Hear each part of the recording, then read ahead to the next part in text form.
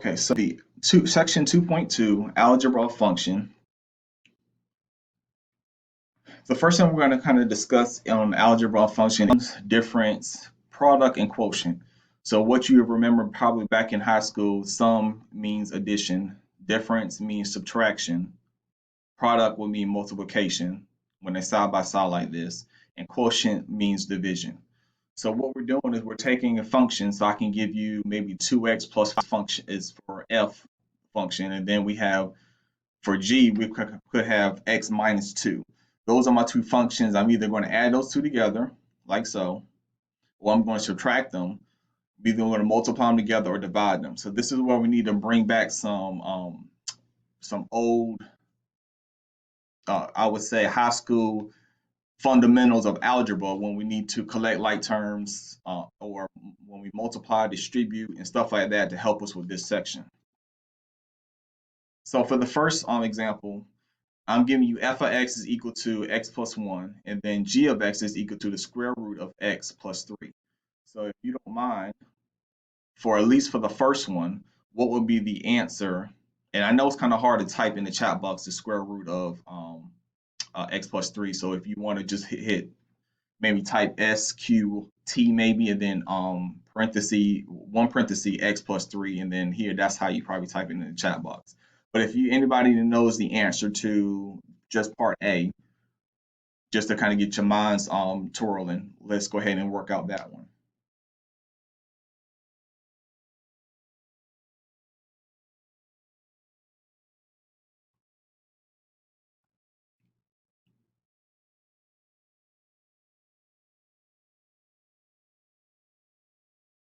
So there's a few things that you want to remember.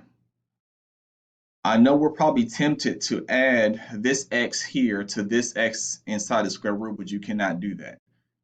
If the x needs to be on the outside of the square root in order for you to collect like terms. Because this is inside the square root, we're not allowed to add this x to this x or this 1 to this 3. So that would be considered to be illegal. If this had a square root on it, the x plus 1 had a square root, and this was a 3, then we can add both of them together and we'll just put a 2 on the outside and it'll be the square root of x plus 3 because we have 2 of them. But because they are different, we're going to leave them separated, and then this cannot be simplified at all. This you can't go any further. So don't force it, I would say. Part B is now, if you notice for the first part A, it just had an X. So if it has an X, there's nothing else you can do with the problem for this one. So you just leave it at like so. However, this X now gets changed to a 6, which means the MyMathPlus or this section is now telling you that this X should be equal to 6, and this is what we should plug in for all the X's. There are two ways to do it, so I'll actually go with the first way first. The first way they did was they went ahead and just plugged this 6 into this x. So what is 6 plus 1? That gives us 7. So they got for the answer for f of x is just 7.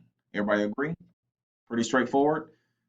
So for the next part, g, they plugged the 6 in here. 6 plus 3 is equal to 9. The square root is 3.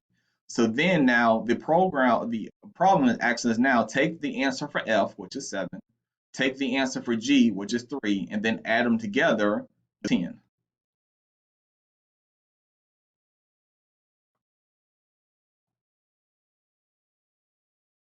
So for that's just the first part. Now like I said, you can take the number that they have here, you place it into both, and then you do what it says afterwards. So that's one way of doing it. The another method to do it is if you want to go ahead and take what we have for part A, plug it in. So plug the 6 into here, plug it into here, and just do the math all together. So right here for part B, we did it separately. We put it here, got our answers, and then add them together. Here, we're just going ahead and combine the two functions and put the 6 in, and then get our answer that way for the next part. So it's the same way. So whatever way you feel is comfortable for you is what you need to do for this particular problem, for these types of problems. So if you want to check and see that you got this 10, the first thing you want to hit on the calculator is we have to put in y1 for x plus 1, then y2 we have the square root of x plus 3, and then for y3 we got to get the y1 expression, and then y2 is this expression, and tell the calculator in y3 we want to add them together. So we hit the y equals button, and then we're going to just simply type in both expressions. Now, if you need to know how to get the square root, I think if you hit math and over to the right one time, you'll see where it says ABS. ABS stands for absolute value. So math over to the right, and then number 1 says ABS.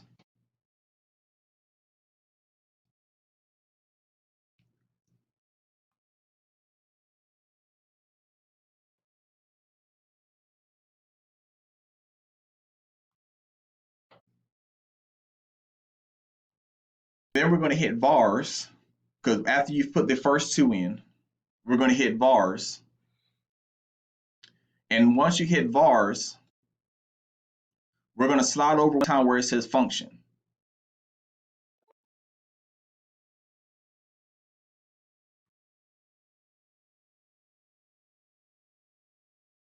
So this is where we can go get the y1 plus y2. So you have to slide over, get vars, slide over one time, get function, and get the y1. Then you hit plus, then you hit vars again, slide over to the vars part, hit function, and go down to y2 and hit y2 so you can have y plus 1. So we're taking the first expression, the second expression, and add them together.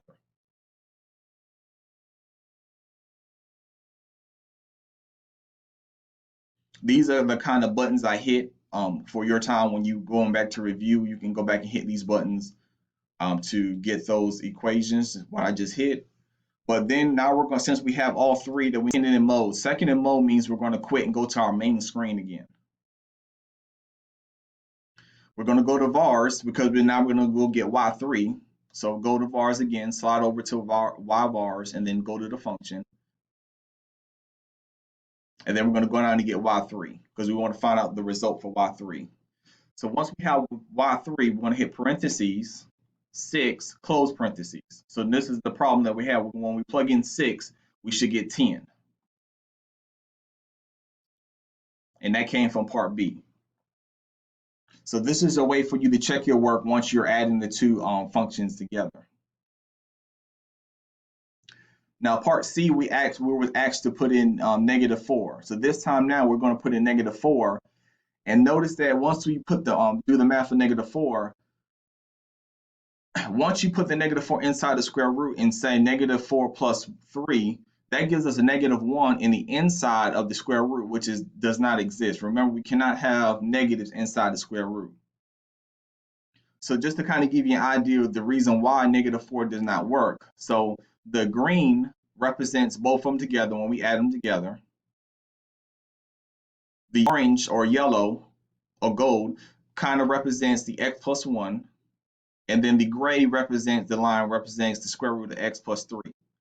So notice here, once we add them both together in the green part, and I want to see if -4 exists, I go over to -4 and I go down, and notice this green starts at -3. It does not come to -4. That's why it does not exist. Because we don't see this green line, which is these two, run together, and doesn't come to -4, that's why we know it does not exist. So this is the cutoff at -3. All right, so here is a problem. Now, hopefully my chat box will fill up a lot better now because we went over our problem, but I'm giving you 7 of g of h, same thing if I say f of g, and I want you to now add them together and then plug in 7 and tell me what the answer should be. Again, this is your time to make sure you understand why the answer is.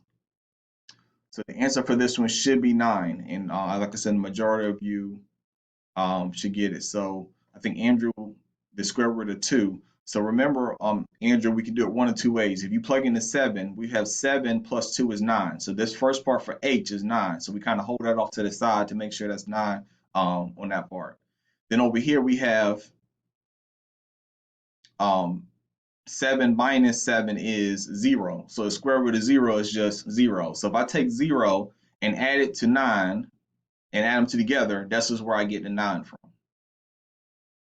So hopefully, Andrew, that cleared that up as for answer.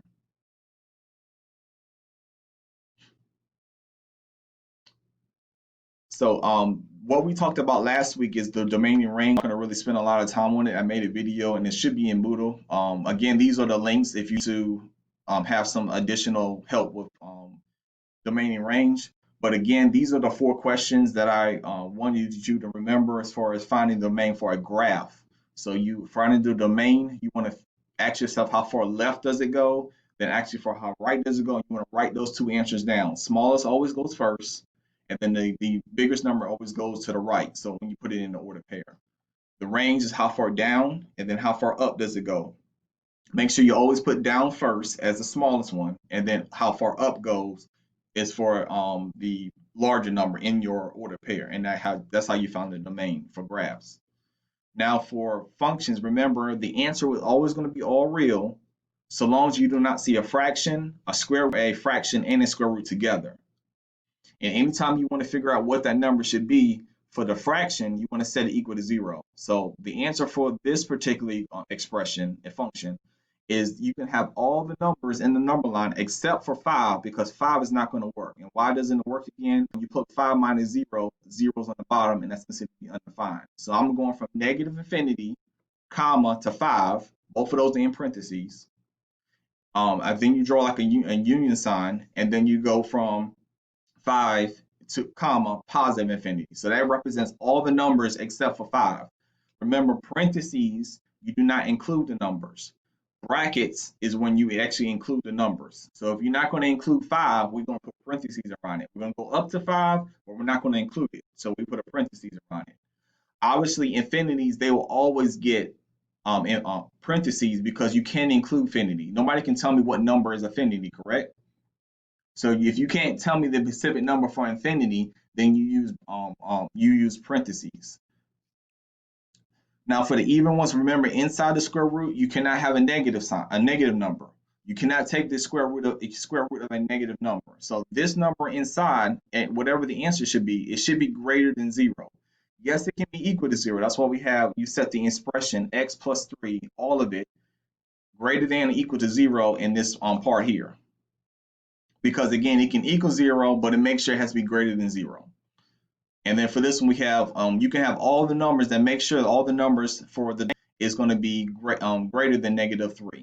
Everything's going to work in here. It doesn't give you a red flag as long as you use all the numbers that's greater than -3. The last one down here, we're just going to use the greater than sign. To use the greater than sign for this particular one, it can be greater than 2, but it also cannot be 0 because it's on the bottom of the denominator.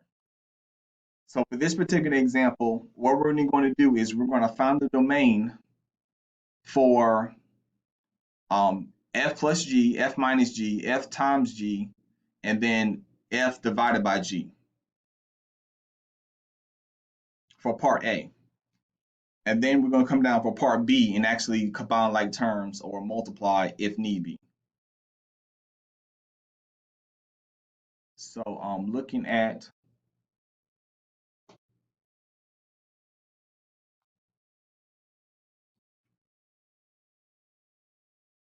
reason for this is, Lindsay, you would, when we add these two together, so of f, which is here, and we're going to add them together. So for this one here, collecting like terms, this x squared, there's no other x squared in this equation, so that's why I write it here. You have to have another x squared in order to together. And what we're doing is we're only adding the coefficient, which is understood to be a 1 here. So we write that here.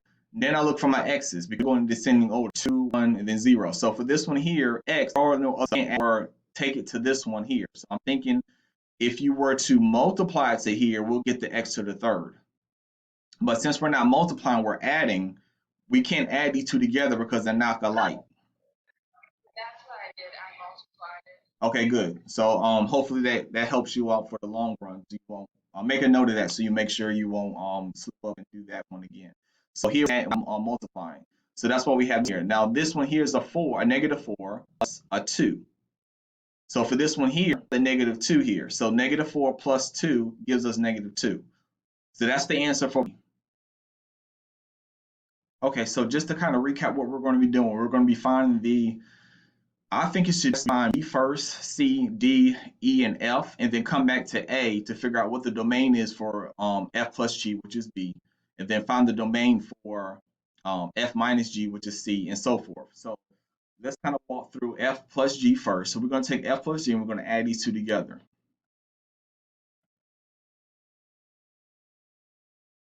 So kind of skip over this part here before we'll talk about it. So for this particular one here, we're going to add them together. And notice that here I have x squared, and I have an x, I have a -4 and a 2. I want to combine like terms. There is, looking at this side over here, there is no x squared. So we can't add this x squared to anything over here. We're definitely not going to multiply here. So for this particular one here, we're just going to write x plus 2 over to the side because, again, there's nothing like that we can actually add together. Then I'm going to look at the x here and notice that there is no x's also on this side. So I'm going to write it here again. And then for this one here, I have -4 plus 2. So -4 plus the 2 gives us -2. So when I add these two together, I have x squared plus x minus 2. Now if I'm going to do c and subtract them, this one here, one of the things that we have to remember is to distribute. When you have a negative sign in front of the expression, parentheses, I'm going to take this negative, take it here, and then take it here also. So I have x minus x, which is here, and then this -4 minus this 2 gives us a -6. Again, there's no x squared over here, so I'm just going to write it over here. For now, for multiplication purposes, I'm going to distribute. So I'm going to take both of these and distribute. So I can do FOIL method. I like to do the box method. I'll probably show you that in another video down the line, but usually everybody's kind of familiar with FOIL, first, outer, inner, and then last. So the first two here we multiply together, get x to the third. The x squared gets multiplied to the 2, get 2x squared. Then we do the inner part, which is these two. -4 times x gives us -4x. And then -4 times this 2 gives us -8. Again, looking at this last part here, we can't combine or anything together. So x to the third plus x, 2x squared minus 4. There's nothing here to combine, so we leave it as is. So for these first part, I want to kind of go back to the domain part. B, C, and D, let's kind of recap on domain. Remember this little statement I have in blue. If you don't see a fraction, you don't see a square root, or both together, the answer for every expression for the domain is always going to be all real numbers. So looking at these three again, there's no fraction, there's no square root, so the answer is going to be all real numbers every single time. So what does that mean for all real numbers? One, say you give me a number for x, we're going to plug it in, and then if I don't get an answer out of it, if it doesn't become undefined, that means we can use that number. So it doesn't matter if you look on a number line and choose a number, it can be a fraction, a decimal, a whole number, plug it in, I'm always going to get an answer. There's not going to be no red flags for this one. That's why this part here, and this part here is always going to be all the numbers. I can use all the numbers for domain every single time. There's no trick to it. It's with it. If you don't see a fraction, square root, then the answer is always going to be all real numbers. However, for part E, there is a fraction. Is this numerator divided by this denominator? For this particular one here, we're going to figure out first to divide. We're going to divide 2 before we find the domain. We have x squared minus 4, which breaks down to be a difference of squares. So x plus 2, x minus 2. So this kind of breaks down. So this, take the square root of x, get x and x. Take the square root of 4, we get 2 and 2. And it's always going to be plus minus. So take the square root, get the first 2, take the square root of the last number, get this part, and then always be plus or minus.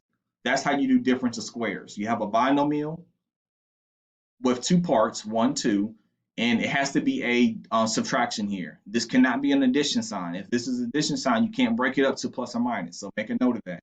If this is a plus sign, you cannot break it up to be plus or minus. It has to be just a subtraction. Difference of squares. Now for this part here, once we notice that there is an x plus 2 on the top and x plus 2 on the bottom of the denominator, we can cancel these out, leaving us the answer to be x minus 2, to be the simplified version. Now going back to the domain, because I see a fraction, numerator and the denominator, I set the bottom one equal to 0. Once I set the bottom equal to 0, I move this 2 over by subtracting. I'm going to get x minus 2. So this is why x cannot equal -2. -2 plus this 2 gives us a 0 on the bottom. It's always going to be a red flag or undefined if you have a 0 on the bottom. So you cannot have a 0 on the bottom of the denominator or of a fraction. So what's this saying is for the domain is you can use all the numbers in the number line except for -2, because -2 is the one that's going to give us the red flag or the problem. The last one here, we're just multiplying these two together. So again, you have to make sure to make a note of this also. Do not take this square and distribute to this x and this x, because a lot of answers I usually get from my students for this result is x squared plus 4. That is not the answer to when you have this here. You have to expand it out. So x plus 2, which is the first g of x, times x plus 2 again. So break it out and expand it, because then we're going to do the FOIL method like we did over here. The first times the first times the last part here, and then this one here and this one here. So we got to distribute. So break this apart and distribute, and we get this answer on the outside. And just for fun, the domain for this particular one is going to be all real numbers again, because I don't see a fraction or a square root.